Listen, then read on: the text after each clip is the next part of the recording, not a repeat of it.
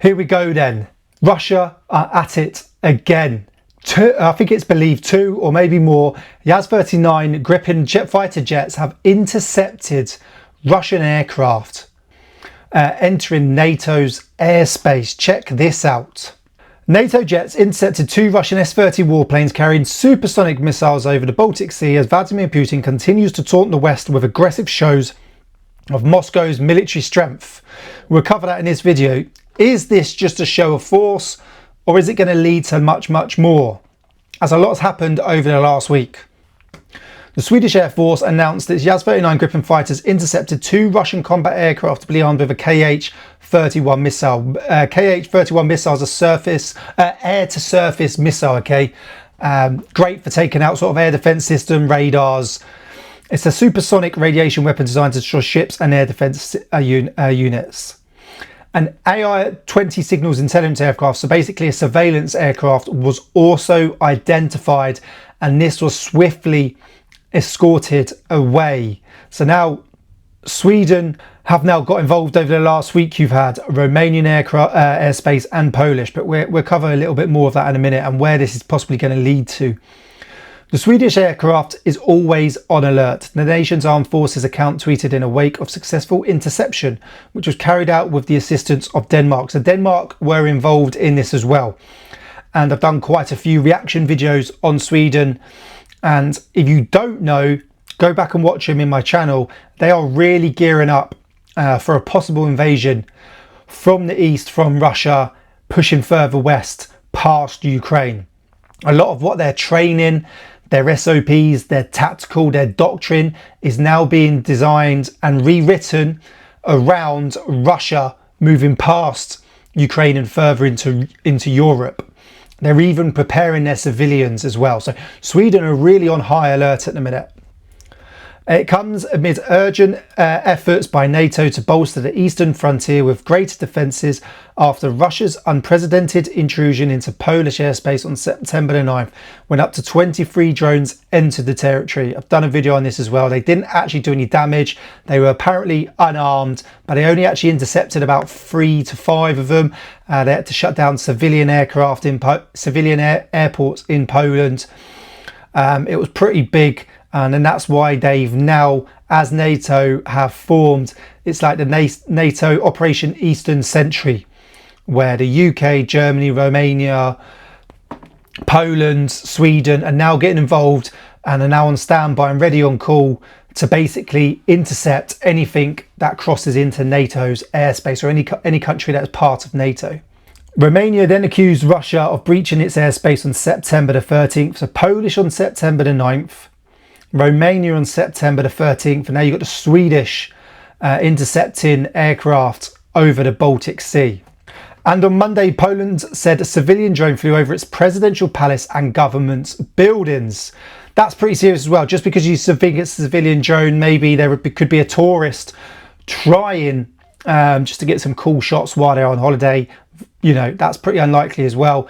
There is a high chance that there is a higher part to this, that Russia or someone else has sent someone in to basically capture some images. But we never know. You won't find out unless they make some arrests.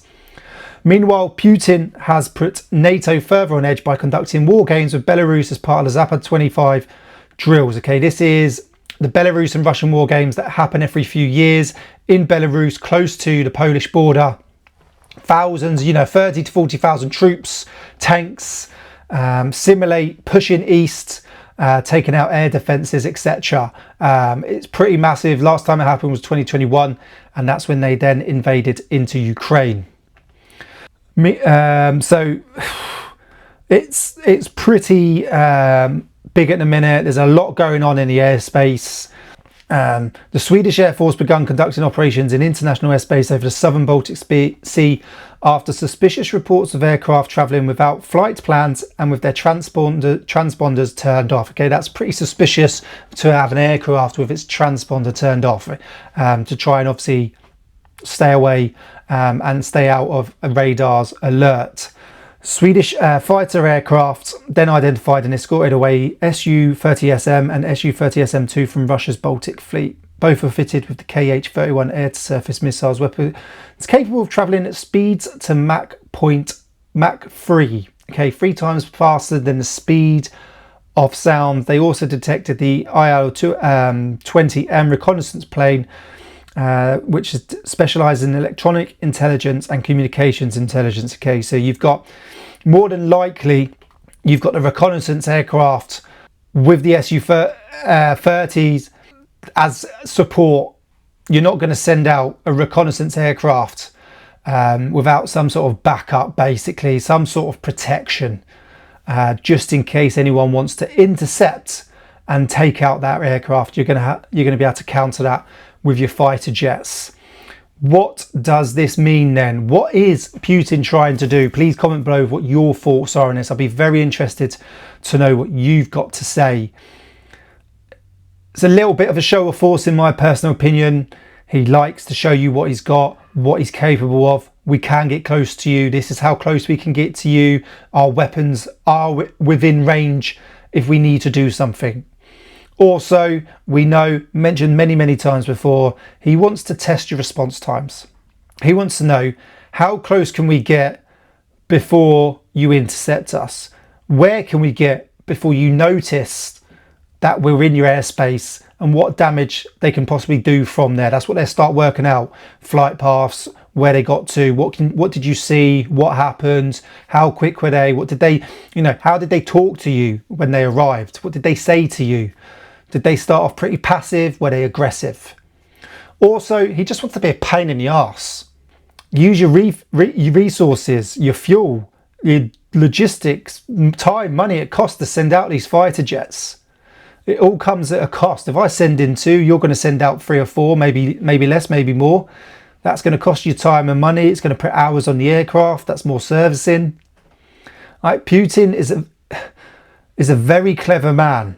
But he also just likes to push you, likes to press the buttons a little bit, see what you'll do, see how you react, understand you a little bit more. So if it ever comes to an all-out war, or it does go live and hot further west, he will sort of understand how you're going to react, what capabilities you've got. That's mine. Is there more to it in a minute? No. I don't think he wants to push past Ukraine. They're stuck on the eastern front, and up to the north and the south slightly in Ukraine. Are they able to push any further west at the minute? No. Does he want to push your buttons? Yes. Does he want to be a pain in the arse? Yes. And does he want to know how you respond? Yes. Does he want to take your capabilities away into something that doesn't really matter? Yes. Where he could possibly put assets somewhere else? Yes. That's what he's playing at the minute. Is it going to go further at the minute? No. A strike on any sort of NATO country at the minute. Does he want an all-out war? Not right now. I don't think he's got the personnel, kit and equipment, the economy to do that. But he is preparing just in case he needs to. That's my thoughts on it. But I'd love to know your thoughts on this, so please do comment below. Thanks for watching. Don't forget to subscribe, and I'll see you soon.